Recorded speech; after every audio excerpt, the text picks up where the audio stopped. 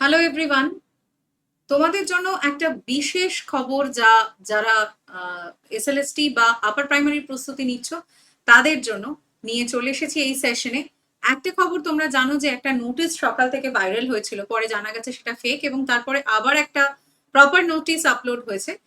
কি জানা যাচ্ছে সেই নোটিশে?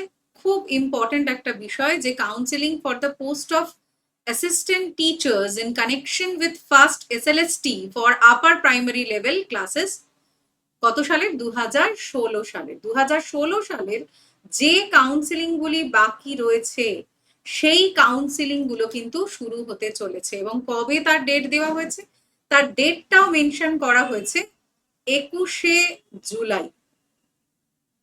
21শে জুলাই থেকে এই কাউন্সিলিং গুলো শুরু হচ্ছে। তাহলে যারা আপকামিং অর্থাৎ পরবর্তী পরীক্ষাগুলো দিতে চায় সেই ব্যাপারে কি তারা আশাবাদী হতে পারে? অবশ্যই।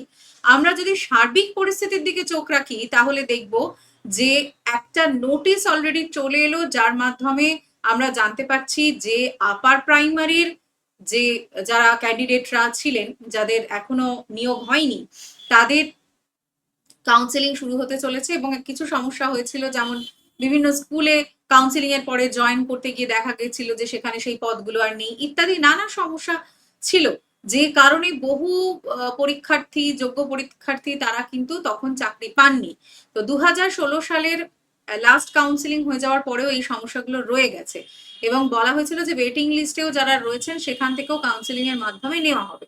সেই বিষয়টা এবার কার্যকর হতে চলেছে, অর্থাৎ রাজ্য সরকার 21শে জুলাই কিন্তু এই যে কাউন্সিলিং প্রক্রিয়া ফর আপার প্রাইমারি এটা কিন্তু শুরু করছে। কারণ মনে রাখতে হবে, পুরনো জটগুলো না ছাড়ালে কিন্তু নতুন পরীক্ষার দিকে এগিয়ে যাওয়া যাবে না।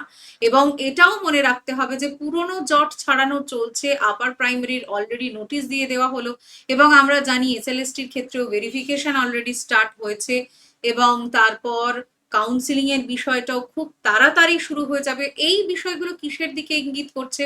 এই বিষয়গুলো ইঙ্গিত করছে এসএলএসটি 3 বা আপার প্রাইমারির পরবর্তী পরীক্ষার দিকে। আপার প্রাইমারি যে রাজ্য সরকার নিতে চাইছেন বা এসএলএসটি যে রাজ্য সরকার নিতে চাইছেন, এই বিষয়ে কিন্তু আমরা এবার আশাবাদী হতে পারি। কারণ দেখো, ওবিসি জটের জন্য কিন্তু এগুলো মূলত আটকে ছিল এবং এই ওবিসি জট মোটামুটি সমস্যার একটা সমাধানের দিকে যাওয়ার পর এই সমস্যাগুলো কিন্তু মিটতে চলেছে। অর্থাৎ আগের নিয়োগে যে সমস্যাগুলো হয়ে রয়েছে সেগুলো সমাধানের দিকে রাজ্য সরকার যে এগিয়ে চলেছেন সেটা নিশ্চিতভাবে বলা যায়। তার ফলাফল স্বরূপ আমরা কিন্তু এসএলএসটি 3 এবং পরবর্তী আপার প্রাইমারি প্রিপারেশন অবশ্যই শুরু করতে পারি। তো এই ধরনের বিভিন্ন আপডেট পেতে তোমাদের চোখ রাখতে হবে টেক্সটবুক সুপার কোচিং এর, WBPSC এবং টেক্সটবুক সুপার কোচিং বেঙ্গলে।